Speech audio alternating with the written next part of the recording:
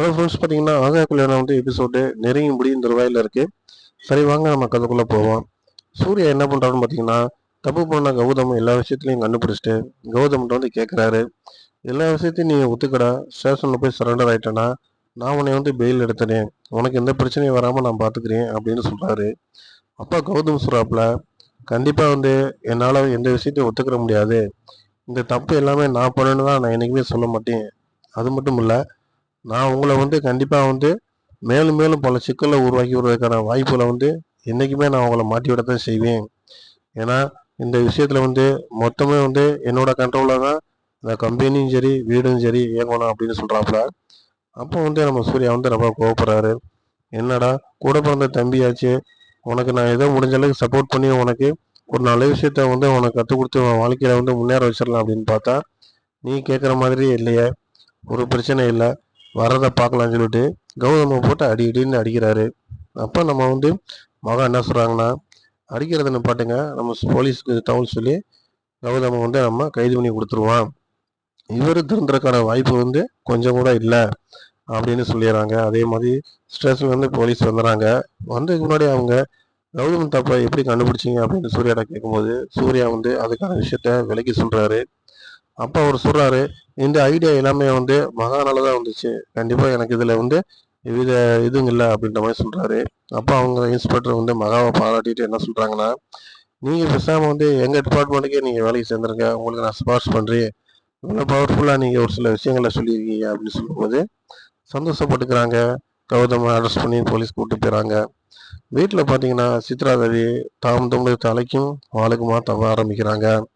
அவங்க என்ன சொல்கிறாங்க பார்த்தீங்கன்னா, என் மகன் பண்ணாத தப்பை பண்ணுனதா நினச்சி நீங்கள் எல்லாரும் மாட்டி விட்டுட்டீங்க, என் மகன் எந்த தப்புமே பண்ண கிடையாது அப்படின்னு அவங்க சொல்கிறாங்க. அப்படி அவன் தப்பு பண்ணதுக்கு என்ன சாட்சி உங்கள்கிட்ட இருக்குது அப்படின்ட்டு நம்ம சூர்யாவை கண்டமேனிக்கு அவங்க திட்டுறாங்க.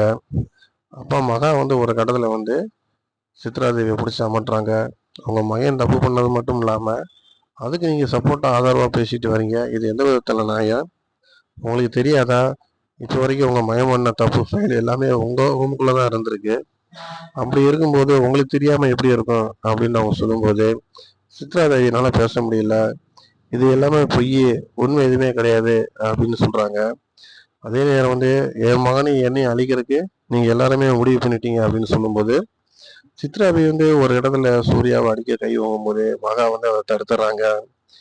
தேவையில்லாமல் என் வீட்டுக்கார மேலே கை வச்சிங்கன்னா உங்களுக்கு உள்ள மரியாதையும் போயிடும் அப்படின்னு சொல்கிறாங்க. தாத்தா பார்த்துட்டு என்ன சொல்கிறாருன்னா, நீ பண்ணுறது ரொம்ப தப்பு சித்ராதேவி, உன் மயம் பண்ண தப்புக்கு கூட நீ சாரி கேட்காம நானும் இந்த தப்பும் பண்ணலை, என் மகனும் பண்ணலை அப்படின்னு சொல்லிட்டு திரும்ப திரும்ப சொன்ன விஷயத்தவே நீ சொல்லிக்கிட்டு இருக்க, இது நல்லதுக்கு இல்லை அப்படின்ட்டு அவர் சத்தம் போடுறாரு.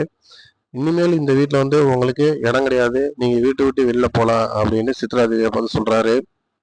அப்போ சித்ராதேவி சொல்கிறாங்க, என்ன நினச்சிக்கிட்டு இருக்கீங்க நீங்கள் மனசில், நான் என் மகன் தப்பே பண்ணலை அப்படின்னு சொல்லிட்டு இருக்கேன், நீங்கள் பாட்டுங்க நாங்கள் 2 பேரும் தான் தப்பு பண்ணாத சொல்லி எங்களை வீட்டை விட்டு வெளில போங்கன்னு வேறு சொல்லிட்டு இருக்கீங்க, இது எந்த விதத்தில் நியாயம் அப்படின்ட்டு சித்ராதேவி சொல்கிறாங்க. அதுக்கு தாத்தா சொல்கிறாரு, எல்லா ஆதாரமும் தான் சூர்யாட்ட இருக்குல்ல, திரும்ப திரும்ப நீங்கள் திறந்துறதுக்கான வாய்ப்பே இல்லை, நீங்கள் இந்த குடும்பம் ஒற்றுமையாக இருக்கிறக்கா எந்த எண்ணமும் உங்கள்கிட்ட கிடையாது, அது மட்டும் இல்லை கம்பெனியும் வீட்டையும் மொத்தமாக உன் மகன் சுருட்டணும் அப்படின்னு நினைக்கிறாப்புல, இது எந்த விதத்தில் நியாயம் அப்படிங்கிறாரு. அப்போ சித்ராதேவி சொல்கிறாங்க, அதெல்லாம் உண்மை கிடையாது, என் மகன் இந்த கம்பெனியில் நம்பர் பொண்ணாக வர்றது பிடிக்காம தான் சூர்யாவும் மகாவும் சேர்ந்து இந்த நாடகத்தை நடத்துகிறாங்க, இதில் எங்கள் மேலே எந்த தப்புமே கிடையாது அப்படின்னு சொல்லி நம்ம சித்ராதேவி முதலுக்கு வாதம் பண்ணுறாங்க. அப்பா காயத்ரி குறுக்க என்ன பேசிக்கிட்டு இருக்க, ஒரு இடத்துல சூர்யாவும் சரி என் மகனும் விஜயும் சரி தப்பு பெரிய தப்பு இவங்க 2 பேரும் பண்ணுற மாதிரி உன் மகன் எந்த தப்புமே பண்ணாத மாதிரி நீ பேசிகிட்டு இருந்த, இப்போ நம்ம புதுசாக நீயே வேற மாதிரி பேசிட்டு வர, மொத்தத்துக்கு நீ மட்டும் இல்லை உன் மகனும் சேர்ந்து தான் இந்த குடும்பத்துக்கு ஏற்பட துரோகம் பண்ணியிருக்கீங்க, அவர் மாமா சொன்னதான் உண்மை, இந்த வீட்டில் நீங்கள் இருக்கிறது அவளுக்கு சரியாக இருக்காது அப்படின்னு சொன்னோடனே சித்ராதேவி ஒரு இடத்துல பேச முடியாமல் தவிக்கிறாங்க. அதே நேரத்தில் வீட்டை விட்டு வெளியில் போகிறதுக்கான எல்லா ட்ரெஸ்ஸுமே எடுத்துகிட்டு அவங்க வெளியே போகிறதுக்கு ரெடி ஆகிறாங்க. அதே நேரத்தில் பார்த்தீங்கன்னா கௌதம் ஜெயிலில் அடைச்சிக்கிட்டு என்ன நினைக்கிறாப்பன்னு பார்த்தீங்கன்னா, என்னை வாழ்க்கையை கெடுத்த சூர்யாவை நான் சும்மா விட மாட்டேன், கண்டிப்பாக நான் பழி தீர்த்தே ஆவேன் அப்படின்னு சொல்கிறாப்புல. அதே நேரத்தில் சித்ராதேவி சொல்கிறாங்க, நானும் என் மகனும் எந்த தப்புமே பண்ண கிடையாது. நாங்கள் 2 பேருமே வந்து தப்பு பண்ணலன்னு நிரூபிச்சுட்டு உங்கள் எல்லாருக்குமே வந்து நாங்கள் கண்டிப்பாக பெரிய தண்டனை வாங்கி கொடுக்காம விட மாட்டோம். என் மகனை நான் பெயில் எடுக்கிறதுக்கு என்ன வேணாலும் முயற்சி பண்ணுறேன் அப்படின்னு சொல்லிட்டு நம்ம சித்ரா தேவி அப்படியே வந்து கோபத்தில் வெளியே போயிடறாங்க. அப்போ பார்த்தீங்கன்னா நம்ம மகா ரொம்ப கவலைப்படுறாங்க. சூர்யா வந்து ஏன் மகா பிரச்சனை தான் எல்லாம் முடிஞ்சல, அப்படியே உனக்கு இவ்வளோ மனசில் கவலை அப்படின்னு சொல்லும்போது அவங்க சொல்கிறாங்க, பிரச்சனை முடிஞ்சதை பற்றி நான் என்றைக்குமே வந்து கவலைப்படலைங்க. ஆனால் வந்து இந்த விஷயம் வந்து நடக்கும்போதெல்லாம் எங்கள் அக்கா ஐஸ்வர்யாவுக்கு கூட தெரியும். ஆனால் எப்படியாச்சும் ஒரு சூழ்நிலை நம்ம வீட்டுக்காரர் திருந்திருவார் அப்படின்ற ஒரு இடத்துல தான் எங்கள் அக்காவும் அமைதியாக பொறுமையாக இருந்தாங்க. ஆனால் அவர் அதை கேட்குற மாதிரி இல்லை. அவரை பொறுத்த வரைக்கும் யாருமே வந்து தெரியாமல் எல்லாருமே வந்து அறியாமல் இருக்காங்க, நம்மளே எல்லாம் தெரிஞ்சவங்க அப்படின்ற மாதிரி அவர் தப்பு மேலே பண்ணிக்கிட்டே இருந்தார். அவளும் பொறுமையாக எவ்வளோ நாளைக்கு தான் இருப்பா. ஒரு கடத்தில் வந்து பாருங்க, அவன் மனசே ரொம்ப காயப்பட்டு போச்சு. அது மட்டும் இல்லை, இப்போ வந்து கௌதம் வந்து ஜெயில் பிடியில் இருந்ததுனால பிரச்சனை எங்கள் அக்காவுக்கு தான். ஏன்னா எங்கள் அக்கா வாழ்க்கை தான் கெட்டு போய் கிடக்குது. நாங்கள் என்ன பண்ணுறோன்னு தெரியாமல் முடிச்சுக்கிட்டு இருக்கோம் அப்படின்ட்டு ரொம்ப வேதனைப்பட்ட மகா பேசுகிறாங்க. அதுக்கு நம்ம சூர்யா சொல்கிறாரு, என்ன பண்ணுறது மகா, நாமளும் எவ்வளோ எடுத்து சொன்னான், அவன் என்ன வந்து இந்த விஷயத்துலேருந்து நீ கொஞ்சம் அனுசரித்து போடா, கண்டிப்பாக நான் உனக்கு ஏதாச்சும் உதவி பண்ணுறேன் அப்படின்ட்டு. ஆனால் கௌதம் டேரெக்டாகவே வந்து என்கிட்ட அதெல்லாம் முடியாது அப்படின்ற மாதிரி பேசும்போது நான் என்ன செய்ய முடியும் மகா, அவன் திருந்துறதுக்கான வாய்ப்பும் இல்லை. அவனை வந்து நம்ம இன்னைக்கு ஜெயிலில் வச்சு தான் நம்ம பார்க்கணும் அப்படின்றாங்க. அதே இடத்துல குடும்பத்தில் எல்லாருமே என்ன சொல்கிறாங்கன்னா, கோர்ட்டு கேஸை வந்து நாமளே எடுத்து நடத்தணும், கௌதமுக்கு பெரிய தண்டனை வாங்கி கொடுக்கணும், அப்போ தான் நம்ம குடும்பம் நல்லாயிருக்கும் அப்படின்ட்டு அப்பா முதல் கொண்டு தாத்தா முதல் கொண்டு சொல்கிறாங்க. நான் என்ன செய்ய முடியும் மகா அப்படின்னு சொல்லி நம்ம சூர்யா கவலைப்பட்டு பேசுகிறாரு.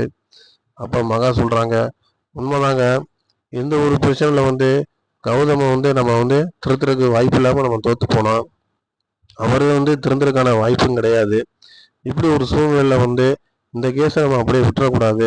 அவருக்கு ஏதாச்சும் ஒரு பெரிய தண்டனை வாங்கி கொடுத்தா தான் அவர் அந்த தண்டனையில் வந்து உணர்ந்து அதை விட்டு வெளியில் வருவார். அதுக்கப்புறமாச்சும் நம்ம குடும்பத்தில் அவர் சந்தோஷமாக ஒற்றுமையாக இருக்காரா அப்படிங்கிறத நம்ம பார்க்கலாம் அப்படின்ற மாதிரி மகா பேசுகிறாங்க. ஆனால் இந்த விஷயத்தெல்லாம் எங்கள் அக்கா ஐஸ்வர்யா கேட்டு அவன் மனசு என்ன பாடுபட போதா அப்படின்னு சொல்லி ரொம்ப கவலைப்பட்டு பேசுகிறாங்க. அது உண்மையான விஷயந்தான். ஏற்கனவே வந்து ஐஸ்வர்யா வந்து கன்சீவாக இருக்கிறதுனால கௌதனுடைய தப்பு பூரா அவங்க பொறுத்துக்கிட்டு இருந்தாலும் கூட, கௌதம் கூட வாழாமல் இருந்தாலும் கூட, இன்னைக்கே ஒரு நாளையில் திரும்பி வருவார் அப்படின்ற ஒரு நினப்பில் தான் இருந்தாங்க. பிரச்சனை இவ்வளோ தூரம் பெருசானது வந்து ஐஸ்வர்யாவுக்கு தெரியவில்லை. ஒருவேளை தெரிய வரும்போது அவங்க மனசு எந்த அளவுக்கு காயப்படும் அப்படிங்கிறது கண்டிப்பாக எல்லாத்துக்கும் ஒரு வருத்தமான செயலாக தான் இருக்குது. அதே நேரத்தில் வந்து கோடீஸ்வரிக்கு வந்து இன்னும் வந்து கவலை அதிகமாகும். ஏன்னா வந்து 3 பொம்பளை பிள்ளைகளுமே நல்லா இருக்கணும் அப்படின்ற ஒரு எண்ணத்தில் அவங்க இருந்தாங்க. அது நடக்குமா நடக்காதா அப்படிங்கிற மாதிரி பார்க்கலாம். தொடர்ந்து பாருங்கள், லைக் பண்ணுங்க, ஷேர் பண்ணுங்க.